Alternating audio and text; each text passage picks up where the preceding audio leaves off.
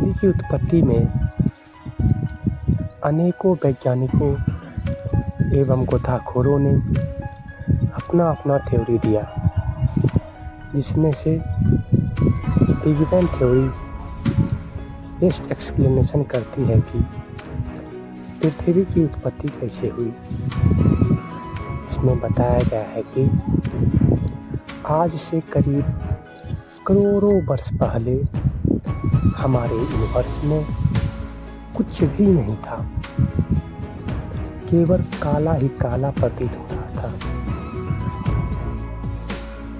तब अचानक एक एटम से भी छोटा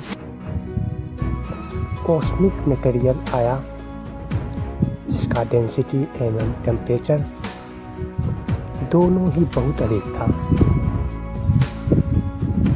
किसी अननोन कारण से उसमें अचानक विस्फोट हो गया और वो करोड़ों छोटे छोटे टुकड़ों में विभाजित हो गया। इन छोटे छोटे टुकड़ों में हाइड्रोजन, हीलियम एवं अन्य रेडियो एक्टिव मटेरियल प्रेजेंट था, जिस कारण उसमें ज्वलनशील की प्रवृत्ति थी। इन छोटे छोटे टुकड़ों में ग्रेविटेशनल फोर्स ऑफ अट्रैक्शन के कारण आपस में आकर्षित हो रहे थे और ये आकर्षित होकर मिल्की वे यानी आकाश गंगा का निर्माण किया, जिसमें अनेकों तारे एवं हमारे सौरमंडल, जिसमें सूर्य एवं ग्रह भी उपस्थित हैं। अगर हम सूर्य के निर्माण के बारे में बात करते हैं तो सूर्य के निर्माण में इन छोटे छोटे कॉस्मिक मटेरियल के टुकड़ों आपस में आकर्षित होकर एक बहुत ही बड़ा अग्नि के गोले का निर्माण किया, जिन्हें हम सूर्य कहते हैं, जो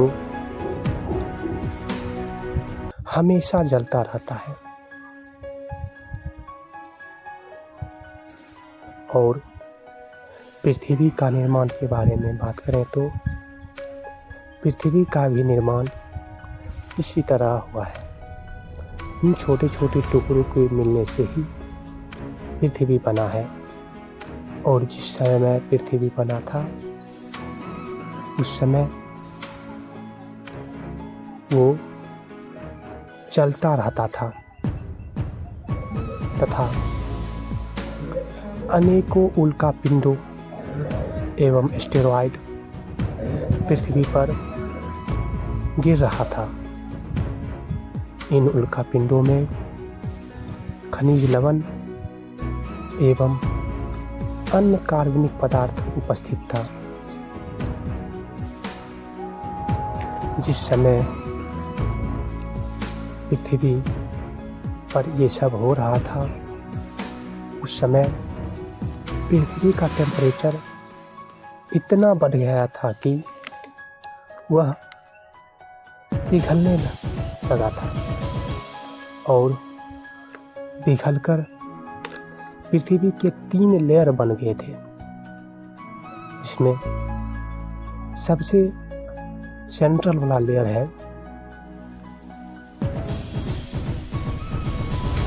क्रायोस्फीयर था, जिसमें हेवी मेटल जैसे आयरन और निकेल पाया जाता था। और मिडिल वाले लेयर में, जिसे पायरोस्फीयर कहते हैं, उसमें थोड़ा कम हेवी मेटल रहता था। और सबसे ऊपरी लेयर, जिसे लिथोस्फीयर कहते हैं, उसमें सबसे हल्की मटेरियल पाया जाता था। फिर अचानक से एक मंगल ग्रह के आकृति के समान का दूसरे प्लेनेट के साथ पृथ्वी का टक्कर हो गया और इस टकराव से चंद्रमा का निर्माण हुआ और चंद्रमा पृथ्वी के अक्ष में ग्रेविटेशनल फोर्स ऑफ अट्रैक्शन के कारण घूमने लगा और साथ ही साथ समय बीतते गए। समय बीतने के पश्चात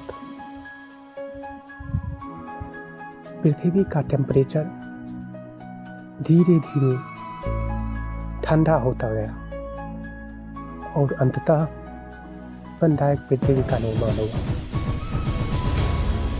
और अभी हम लोग इस पृथ्वी पर रहते हैं।